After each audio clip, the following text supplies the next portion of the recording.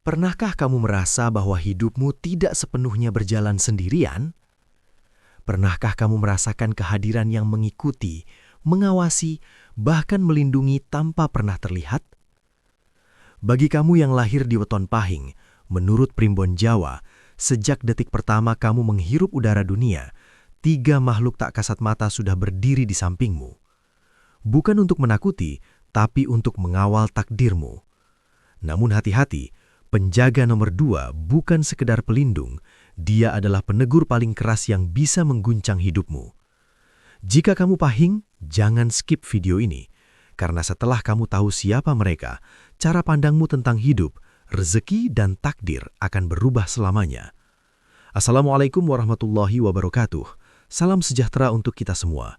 Selamat datang kembali di channel ini, tempat kita membahas rahasia Primbon Jawa, weton, spiritualitas, dan makna hidup yang jarang diungkap. Bagi kamu yang baru mampir, jangan lupa tekan tombol subscribe, nyalakan lonceng notifikasi, dan like video ini supaya ilmu yang baik bisa menjangkau lebih banyak orang. Komentar di bawah, saya pahing, siap menerima ilmu ini. Karena energi yang kamu kirim ke semesta hari ini akan kembali padamu sebagai rezeki esok hari. Baik, mari kita masuk ke inti cerita. Dalam ajaran Primbon Jawa kuno, kelahiran manusia tidak pernah dianggap sekadar peristiwa biologis. Setiap bayi yang lahir diyakini turun ke dunia bersama jejak langit dan titipan alam. Hari lahir, pasaran, dan waktu kelahiran dipercaya membuka pintu dimensi lain yang ikut mengikat takdir seseorang. Bagi Weton Pahing, pintu itu disebut Gapura Tri Penjaga, gerbang spiritual yang hanya terbuka saat bayi Pahing pertama kali menangis di dunia. Pada detik itu, alam tidak hanya menyambut manusia baru, tetapi juga mengutus 3 energi gaib untuk mengawal perjalanan hidupnya. Para sesepuh desa sering bercerita bahwa ketika bayi Pahing lahir, udara di sekitar rumah terasa berubah. Angin menjadi lebih tajam, suara malam lebih hening, dan bayangan seolah bergerak sendiri. Bukan tanda buruk, melainkan tanda bahwa penjaga spiritual telah hadir. 3 penjaga ini dikenal sebagai Tri Pengawal Gaib Pahing. Mereka bukan jin sembarangan, bukan arwah gentayangan, dan bukan makhluk yang bisa dipanggil manusia. Mereka adalah manifestasi energi alam yang terikat pada hari kelahiran, seperti hukum kosmos yang tak bisa diganggu-gugat. Penjaga pertama berwatak lembut seperti air, melindungi hidup Pahing dari bahaya fisik dan memberi intuisi tajam. Penjaga kedua berwatak panas seperti api, bertugas menegur, menguji, dan membentuk karakter Pahing lewat tantangan hidup. Sementara penjaga ketiga berwatak bebas seperti angin, membuka jalan rezeki, dan mempertemukan Pahing dengan takdir terbaiknya. Namun menariknya, banyak Pahing tumbuh tanpa menyadari kehadiran mereka. Mereka merasa hidup sendirian, berjuang sendirian, dan jatuh bangun sendirian. Padahal di balik layar, 3 penjaga ini terus bekerja. Seorang kakek sepuh pernah berkata, "Pahing itu seperti bara api, terlihat tenang, tapi menyimpan kekuatan besar. Dan di balik bara itu, selalu ada 3 tangan tak terlihat yang menjaganya." Inilah mengapa perjalanan hidup Pahing sering terasa penuh ujian berat, tetapi jarang benar-benar hancur total. Mereka bisa jatuh, tetapi selalu ada dorongan misterius untuk bangkit kembali. Inilah bab ini mengajarkan satu hal penting. Tidak ada Pahing yang lahir tanpa perlindungan. Yang ada hanyalah Pahing yang belum memahami makna penjaganya. Dan mulai dari sinilah, kisah kita masuk lebih dalam, mengenal siapa sebenarnya 3 makhluk yang mengawalmu sejak lahir. Dalam kisah-kisah lisan para leluhur Jawa, Penjaga pertama weton pahing dikenal dengan nama Macan Bayangan. Sosok yang jarang terlihat tetapi selalu hadir. Ia bukan macan biasa, bukan pula makhluk liar dari hutan dunia manusia. Ia adalah energi pelindung berbentuk siluet macan besar yang bergerak di antara cahaya dan kegelapan. Sejak bayi Pahing lahir, Macan Bayangan dipercaya sudah berdiri di samping tempat tidur, mengawasi nafas pertama sang anak. Banyak orang tua zaman dahulu mengaku melihat bayangan besar melintas di dinding rumah ketika bayi Pahing menangis untuk pertama kali. Mereka tidak takut, justru bersyukur karena itu berarti anak mereka telah diakui oleh penjaga alam. Tugas utama Macan Bayangan adalah menjaga keselamatan fisik dan batin Pahing. Ia bekerja diam-diam, tanpa suara, tanpa tanda mencolok.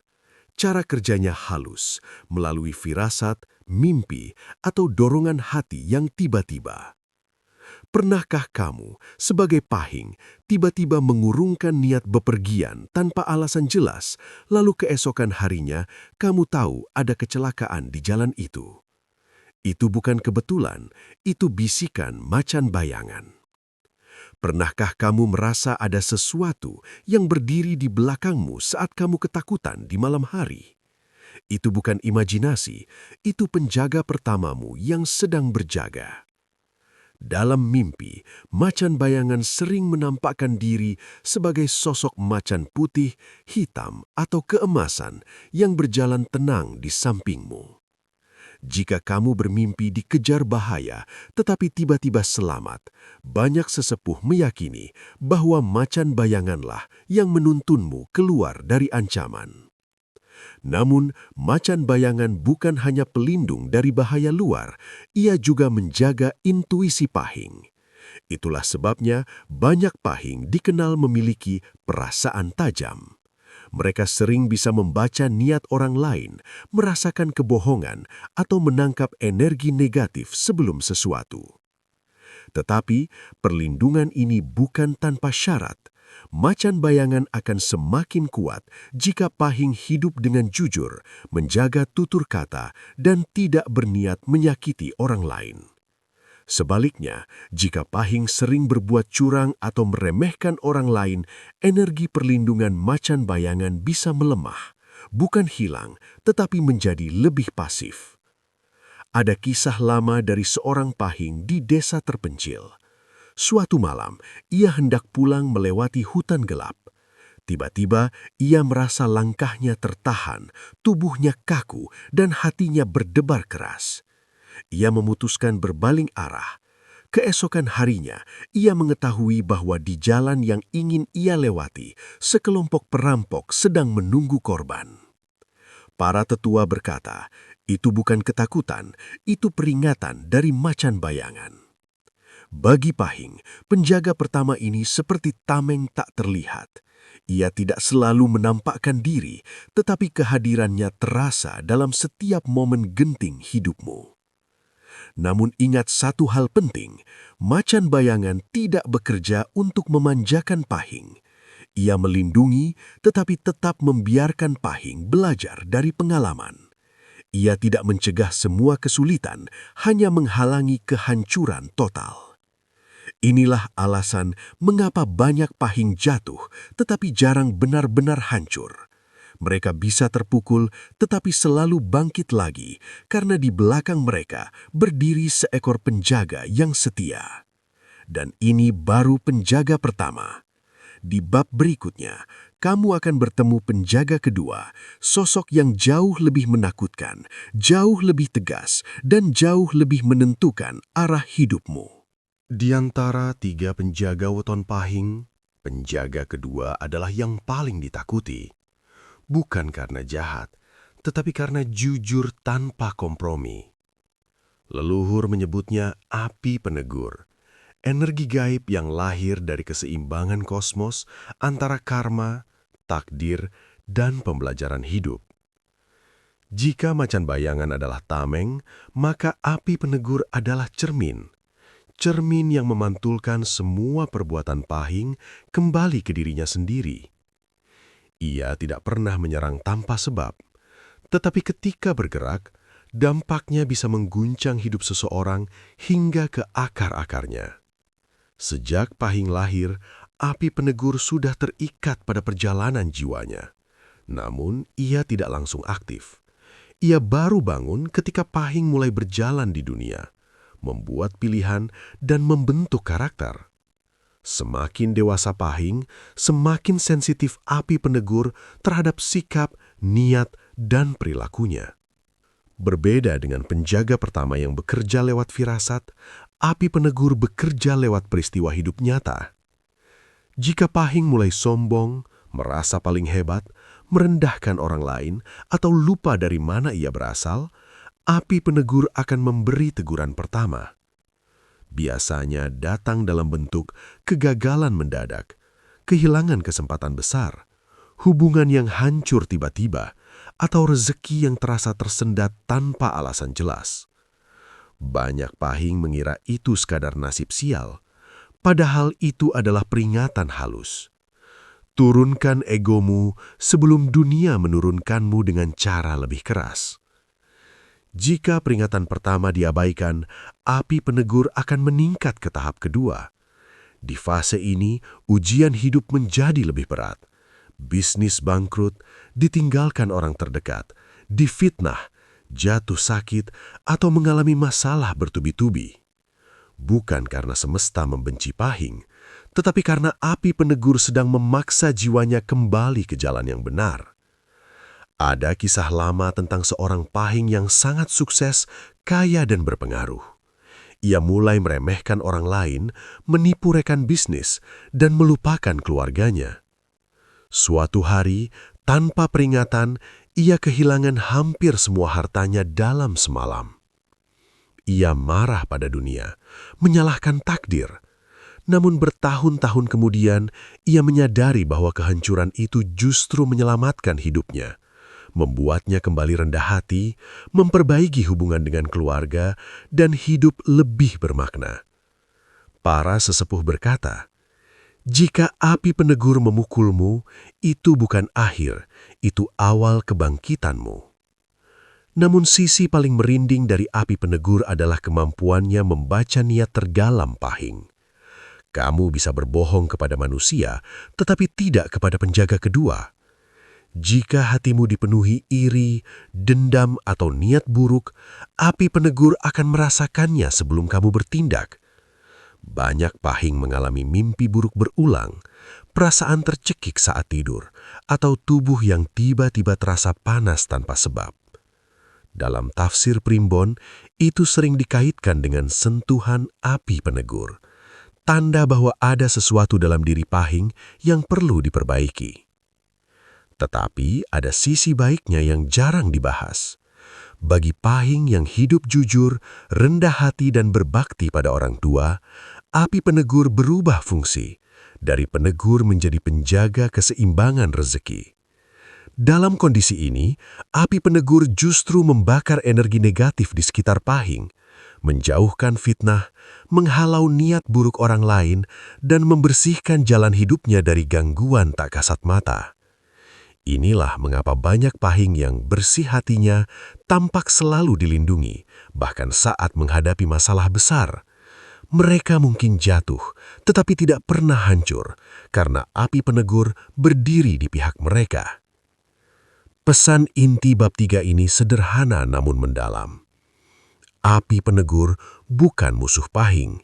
Ia adalah guru paling keras, paling jujur, dan paling menentukan arah hidupmu. Jika kamu dihantam ujian bertubi-tubi, jangan langsung menyalahkan takdir. Tanyakan pada dirimu sendiri, apa yang sedang ingin diajarkan hidup kepadaku? Dan ingat, penjaga kedua tidak akan berhenti sampai Pahing benar-benar belajar. Jika penjaga pertama adalah tameng dan penjaga kedua adalah api ujian, maka penjaga ketiga adalah nafas kehidupan bagi weton Pahing. Leluhur menyebutnya angin penuntun, energi halus yang bergerak tanpa terlihat, tetapi dampaknya sangat nyata dalam perjalanan hidupmu. Berbeda dengan dua penjaga sebelumnya, angin penuntun jarang bekerja lewat rasa takut atau teguran. Ia bekerja lewat arah, peluang, dan pertemuan tak terduga yang mengubah hidup Pahing secara perlahan namun pasti. Sejak lahir, angin penuntun sudah mengalir di sekitar Pahing seperti arus yang tak pernah berhenti. Namun ia baru benar-benar aktif ketika hati Pahing mulai tenang, niatnya bersih, dan egonya mereda. Semakin rendah hati seorang Pahing, semakin kuat hembusan angin penuntun dalam hidupnya. Tanda kerja angin penuntun seringkali sederhana, tapi syarat makna. Kamu datang ke tempat yang tidak sengaja, tapi justru bertemu orang penting. Kamu gagal di satu jalan, tetapi diarahkan ke jalan yang jauh lebih baik. Kamu merasa buntu, lalu tiba-tiba muncul solusi dari arah yang tak terduga. Banyak Pahing berkata, "Kenapa hidupku sering berbelok, tapi ujungnya justru lebih baik?" Jawabannya, karena angin penuntun sedang mengarahkan langkahmu. Dalam primbon Jawa, angin penuntun dipercaya sebagai energi yang mengatur sinkronisasi takdir. Artinya, ia menghubungkan Pahing dengan orang, tempat, dan waktu yang tepat. Misalnya, seorang Pahing mungkin gagal berulang kali dalam usaha. Ia hampir menyerah. Namun suatu hari, tanpa rencana matang, ia bertemu seseorang yang membuka pintu rezekinya. Leluhur menafsirkan ini sebagai kerja angin penuntun, bukan kebetulan, melainkan pengaturan alam. Angin penuntun juga bekerja melalui tanda-tanda alam. Banyak Pahing mengaku merasa tenang saat angin malam berhembus lembut di wajah mereka. Dalam kepercayaan Jawa, itu sering dianggap sebagai sapaan penjaga ketiga, seolah berkata, "Tenang, kamu tidak sendirian." Namun ada satu syarat penting agar angin penuntun bekerja maksimal. Pahing harus mau mendengar intuisi sendiri. Banyak Pahing sebenarnya sudah mendapat petunjuk, tetapi mengabaikannya karena takut, ragu, atau terlalu mengikuti logika semata. Padahal intuisi itu seringkali merupakan bisikan angin penuntun. Jika kamu pernah merasa, "Sepertinya aku harus berhenti di sini," atau "Kayaknya aku harus coba jalan itu," lalu keputusan itu ternyata benar, itu bukan sekedar perasaan, itu arahan penjaga ketiga. Dalam kisah-kisah leluhur, angin penuntun juga berperan sebagai penyaring rejeki. Ia tidak selalu membawa uang besar secara instan, tetapi memastikan bahwa rejeki yang datang sesuai dengan kadar hati Pahing. Jika Pahing masih serakah, rejeki besar bisa menjauh.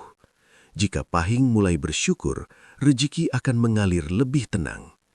Inilah yang membuat banyak Pahing akhirnya sukses di usia matang, bukan muda, karena mereka butuh waktu untuk membersihkan hati sebelum angin penuntun membuka jalan emas.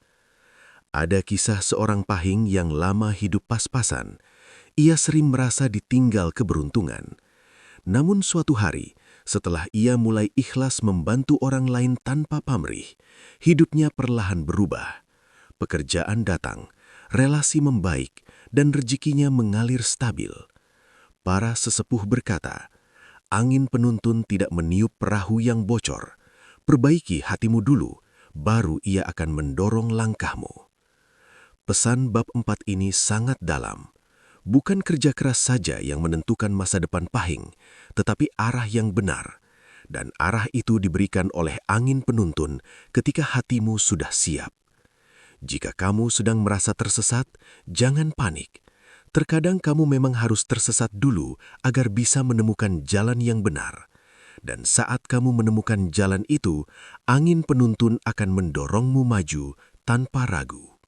Dalam primbon Jawa, 3 penjaga weton Pahing, macan bayangan, api penegur, dan angin penuntun bukan berdiri terpisah.